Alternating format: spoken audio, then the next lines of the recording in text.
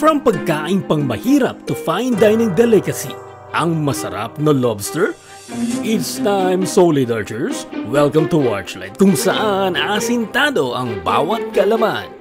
Alam mo ba, noong 1700s, sa baybayin ng Massachusetts sa Amerika, ang lobster ay parang damo lang sa tabing dagat.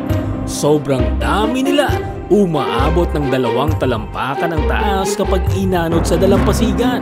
Pero, guess what? Hindi ito pagkain ng mayayaman.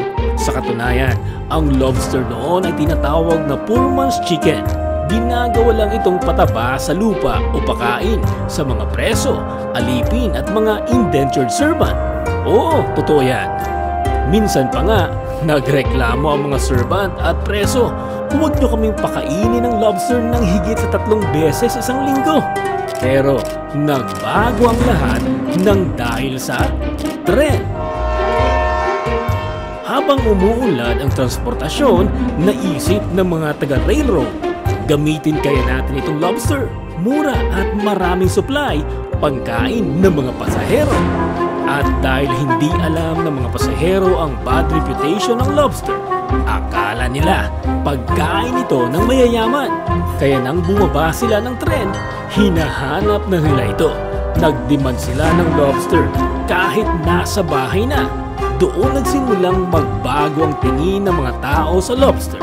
Unti-unting naging high-class delicacy hanggang sa maging isa sa pinakamahal na pagkaing dagat ngayon. From pangbilangguan to Instagram-worthy fine dining, ibang klase ang pagbabago ng perception. Isang patunay na minsan ang halaga ng isang bagay ay depende sa paningin ng tao at kung paano ito naprepresenta. Kaya next time na kumain ka ng lobster, isipin mo, dati ayaw pa yan ng mga tao. History is full of surprises, ika nga. Follow for more kakaibang kaalaman at kasaysayang nakakagulat. Anong masasabi mo sa video na ito, Solidarchers? I-comment mo lamang sa ibaba ay yung sagot. Hanggang sa susunod, it's time!